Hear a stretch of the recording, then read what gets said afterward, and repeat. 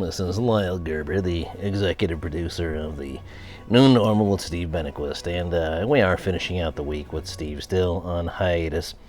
And the visuals, as you can see, they're something special, a little assembly cut of the closing moments of the show, and they are in response to a couple of viewer letters.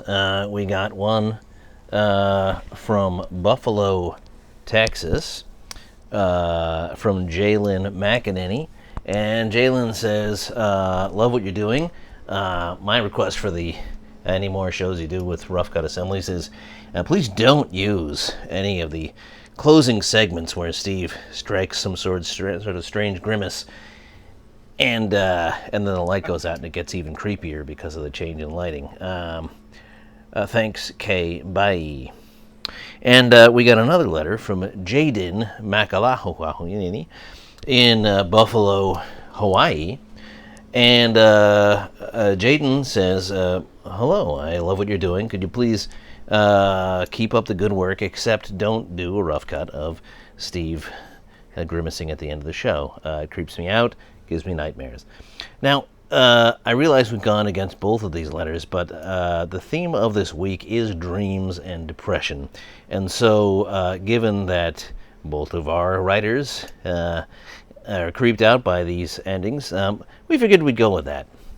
And before we get to the subject at hand, we do have one more letter, and yes, it's from a lovely young lady from a place, but she is not writing from Virginia Beach. This is from Audra Banks from the Outer Banks of North Carolina, and she says, Lyle, I love the sound of your voice, and I would love to meet all 6'2" of you with your dark handsomeness and your ab.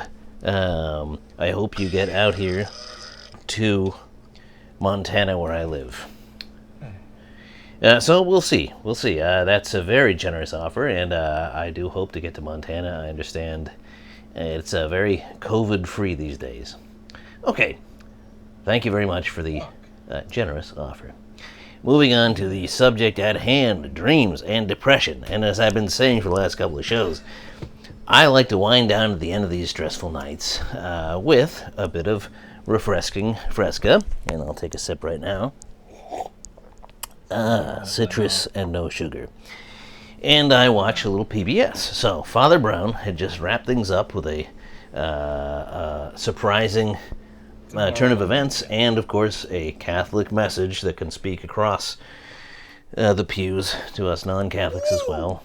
And then of course on came this special, which was a child prodigy of the piano, a young pianist named Ethan Bortnick. And Ethan is 10 years of age, and he's got a whole concert on PBS dedicated to him.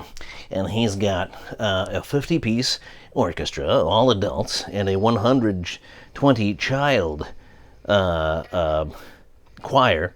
And they're all backing him, and I'm thinking, that's 170 people.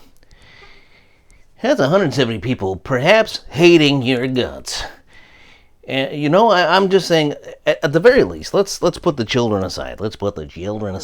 But those 50 adult musicians, unknowns to a man and woman, I'm sure, just thinking, where did I go wrong? Why am I, in some cases, literally second fiddle, or third or fourth, to this young punk? And, we're running out of time. But it gave me nightmares, and it's unpleasant to think about, frankly. I wish him failure.